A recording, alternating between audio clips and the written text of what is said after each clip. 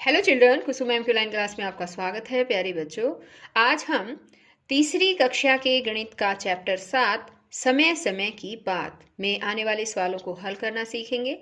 ये इस चैप्टर की मेरी सेकंड वीडियो है। इससे पहले भी मैंने एक वीडियो और बना रखी है। अगर आपने वो नहीं देखी है तो मेरे चैनल ऑनलाइन स्टडी हब की प्लेलिस्ट में जाकर आप देख सकते हैं और उसमें आने वाले सभी सवालों को हल करना सीख सकते हैं। सभी बच्चे वीडियो को शुरू से लेकर अंत तक पूरी देखें ताकि आपको अच्छी तरह से सवाल समझ में आ सके। और अगर आप अभी तक मेरे चैनल पर नए हैं तो मेरे चैनल ऑनलाइन स्टडी हब को सब्सक्राइब भी कर लें, साथ में दिए बेल आइकन को जरूर प्रेस कर लें ताकि आगे से मैं जो भी वीडियो डालूं उसका नोटिफिकेशन आपको मिल जाए। और वीडियो को लाइक भी जरूर करें और अपने दोस्तों के साथ शेयर भी करें। तो देखिए, स्टार्ट करते हैं हम यहाँ से। हम कितने बड़े हैं? अपनी नानी, अपनी माँ और अपनी उम्र का पता लगाओ और खाली स्थान भरो। अब सभी बच्चे एक बार इसे देखिए। यहाँ पर लिख रखा है आज मेरी उम्र। जितनी उम्र आपकी है बच्चों, आपको यहाँ पर लिखना है कि आप कितने साल के हैं। यहाँ दे रखा है आज मेरी माँ की उम्र। आज के दिन आपकी माँ की उम्र कितनी है वो यहाँ लिखेंगे। यहाँ देखो लिख रखा है आज मेरी नानी की उम्र, और नानी की जो उम्र है कितने साल की हो गई है आपकी नानी, आपको यहाँ पर लिखना है। यह है मेरे पैदा होने पर मेरी माँ की उम्र। जब आप पैदा हुए थे तब आपकी माँ की उम्र कितनी थी, आपको यहाँ पर लिखना है। और यहाँ दे रखा है मेरे पैदा होने पर मेरी नानी की उम्र, और जब आप पैदा हुए थे तो आपकी नानी की उम्र कितनी थी वो आपको यहाँ पर लिखना है। यहाँ पर देखो एक और भी दे रखा है कि मेरी माँ के पैदा होने पर मेरी नानी की उम्र। यहाँ पर देखो ये नानी दे रखी है और जब ये आपकी माँ की फोटो दिखा रखी है, जब आपकी माँ पैदा हुई थी तो आपकी नानी की उम्र कितनी थी वो आपको यहाँ इस खाली स्थान में लिखनी है। अब आगे दे रखी है एक पहेली। इरफान की माँ उससे दोगुनी उम्र की है। तो देखो बच्चों, एक लड़का है इरफान, उसकी माँ उससे दुगनी उम्र की है, वह उससे 20 साल बड़ी भी है। इरफान और उसकी माँ की उम्र का अंदाजा लगाओ। तो यहाँ पर हमें अंदाजा लगाना है कि इरफान की जो उम्र है वो हो सकती है 20 साल। इरफान की उम्र 20 साल है और उसकी माँ की जो उम्र है, उसकी माँ की उम्र फिर कितनी हो जाएगी, वो 20 साल बड़ी है ना उससे, तो उसकी माँ की उम्र हो जाएगी 40 साल। अब यहाँ देखिए, यहाँ दे रखा है जन्म प्रमाण पत्र। बिन्सी का जन्म प्रमाण पत्र देखो, ये बिन्सी का जन्म प्रमाण पत्र है बच्चों, और आपका भी जन्म प्रमाण पत्र मिलेगा। उसके बारे में हम आगे बात करेंगे। एक बार इस जन्म प्रमाण पत्र को समझो। यह है फॉर्म नंबर 5, केरला सरकार जन्म प्रमाण पत्र। ये केरला सरकार के द्वारा जारी किया गया है और इसमें देखो यहाँ लिख रखा है कि यह प्रमाणित किया जाता है कि यह सूचना जन्म के मूल रिकॉर्ड से ली गई है, जो कि वर्ष 2002 के कोट्टाराम पंचायत के रजिस्टर में दर्ज है। तो ये तो पंचायत के द्वारा, अगर गांव में बच्चा पैदा हुआ है तो वो पंचायत के द्वारा जो है वहां पर रजिस्टर किया गया है। और लेकिन जो शहरों में बच्चे जैसे पैदा होते हैं उनका म्युनिसिपल कमेटी होती है और वो करते हैं। यहाँ पर देखिए नाम लिख रखा है, यहाँ पर इसका नाम लिख रखा है, ये लिंग स्त्री है और जन्म की तारीख दे रखी है। यहाँ देखो अंकों में भी है और शब्दों में भी है ना। अब जन्म स्थान दे रखा है, कहाँ पैदा हुई है, कदम पूजा अस्पताल में। पिताजी का नाम दे रखा है, माता का नाम दे रखा है। पंजीकरण की तारीख दे रखी है कि किस तारीख को पंजीकरण किया गया था, और पंजीकरण की संख्या दे रखी है यहाँ पर। और यहाँ पर आगे देखिए जारीकर्ता के यहाँ नीचे आपको हस्ताक्षर भी मिलेंगे अगर आप अपना जन्म प्रमाण पत्र देखेंगे। अब यहाँ पर नीचे कुछ सवाल दे रखे हैं और बिन्सी से रिलेटेड ही हैं और वो जन्म प्रमाण पत्र से ही रिलेटेड हैं। वो सब हम अब समझेंगे। सभी बच्चे ध्यान से देखिए एक बार। ये कितना लिखा है, 2 मई 2002। ये 2-5 का मतलब है बच्चों, 2 तो तारीख है इसमें ये, और पांचवा महीना है, पांचवा महीना है मई, ठीक है। तो हम इसको पढ़ेंगे। 2 मई 2002 से पता चलता है कि बिन्सी का जन्म 2 डैश को वर्ष 2002 में हुआ था। तो 2 किसको हुआ था? 5 लिख रखा है, यानी कि 2 मई को हुआ था, है ना। 5 मई हिंदी में हम ऐसे लिख सकते हैं, 5 मई को। ये मई है, ये मैंने इंग्लिश में लिख दिया है। आप हिंदी मीडियम के बच्चे हैं तो हिंदी में लिख सकते हैं इसको। 2 मई को वर्ष 2002 में हुआ था। अब आगे देखिए सेकंड, इसे कह रखा है बिन्सी 2 मई 2008 को कितने साल की हो जाएगी। अब इसने पूछा है कि भाई बिन्सी का जन्म तो 2002 में हुआ है, 2 मई को, है ना। 8 में कितने साल की हो जाएगी? तो हम क्या करेंगे, 2008 में से 2002 घटा देंगे, क्योंकि वो 2002 में तो उसका जन्म हुआ है ना। कितने रह जाएंगे? 6। तो ये कितने साल की हो जाएगी? वो 6 साल की हो जाएगी बिन्सी, 2 मई 2008 को।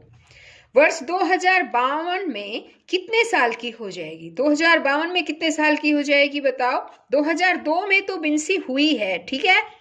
तो 2052 में से 2002 हम घटा देंगे तो कितने साल की हो जाएगी? 50 साल। तो हम यहाँ लिखेंगे 50 साल। अब है वह किस तारीख को 8 साल की हो जाएगी? 8 साल की किस तारीख की हो जाएगी? और संख्याओं में लिखो, उसे संख्याओं में लिखना है। तो एक बार देखो, इसको मैं समझाती हूँ। 2 मई को हुई है वो, है ना, यानी 2-5। और 8 साल की कब हुई? 2002 में हुई थी। तो 2002 में अगर हम 8 जोड़ देंगे, 8 साल बाद 2010 में जो है वो 8 साल की हो जाएगी, है ना। तो ये है 2 मई 2010 को 8 साल की हो जाएगी। तो इसे हम संख्याओं में लिखना है। तो हम कैसे लिखेंगे? हम लिखेंगे 2 मई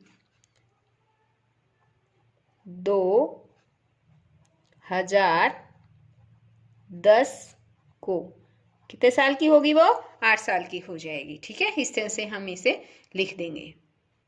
अब आगे देखिए, आगे दे रखा है इसने, बिन्सी 2 अगस्त 2002 को कितने महीने की थी?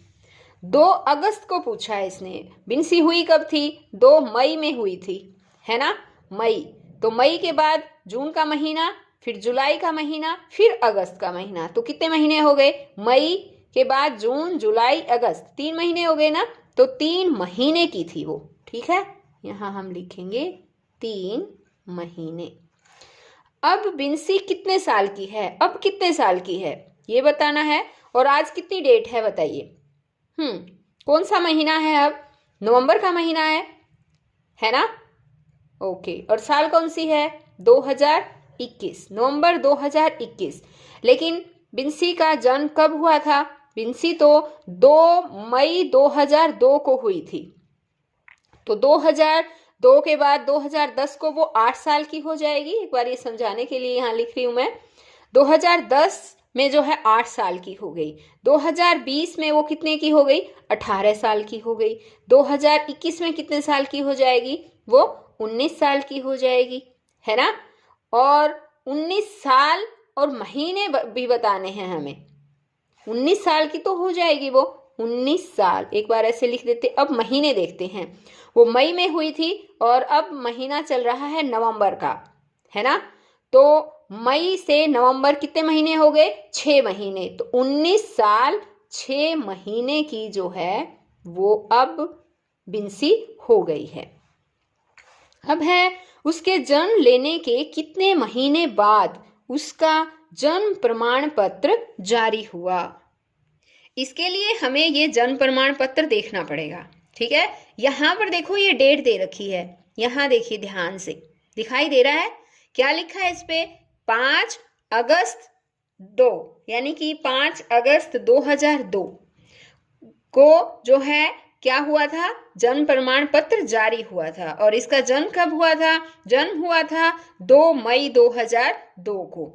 तो मई के बाद 2 मई को हुआ था और जारी हुआ है 5 तारीख को। तो 3 दिन तो ये हो गए। और महीने में 5वें महीने में इसका जन्म था और 8वें महीने में वो जारी हुआ है ना जन्म प्रमाण पत्र। तो 3 महीने ये हो गए, तो 3 महीने 3 दिन हो गए बच्चों। तो इसने पूछा ना कितने महीने बाद हुआ, तो हम यहां लिखेंगे 3 महीने 3 दिन बाद। अब आगे इसने कहा है उसके जन्म प्रमाण पत्र की पंजीकरण संख्या क्या है। तो ये भी हमें जन्म प्रमाण पत्र में ही मिलेगी। यहां पर देखिए ये रहा 815/02, ये जो है वो पंजीकरण संख्या है। देखिए ये लिख रखा पंजीकरण संख्या।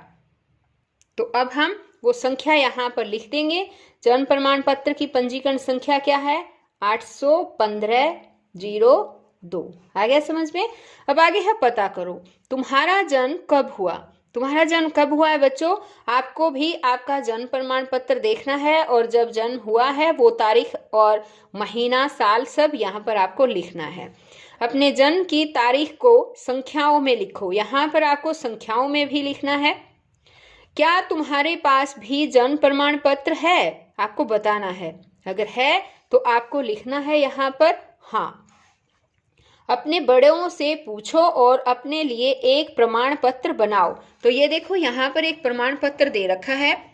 आप अपने बड़ों से पूछेंगे, वो प्रमाण पत्र आपका कहाँ है वो देखेंगे और इसमें वो सब बातें यहाँ पर लिखेंगे। फॉर्म नंबर कितना है आपका, कौन सी सरकार है, जैसे अब हमारी है हरियाणा सरकार, है ना, तो अब यहाँ लिखना है हरियाणा सरकार जन्म प्रमाण पत्र, और किस वर्ष में किया था, कहाँ पर रजिस्टर है, ये आपको यहाँ पर लिखना है। ये आपका नाम, लिंग, जन्म की तारीख, जन्म स्थान, पिता का नाम, माता का नाम, पंजीकरण की तारीख, पंजीकरण संख्या क्या है और किस दिनांक को जो है ये इश्यू हुआ है पंजीकरण प्रमाण पत्र, मतलब कि जारी हुआ है, वो डेट लिखनी है। और ये सब आपको जो है ये कंप्लीट करना है बच्चों।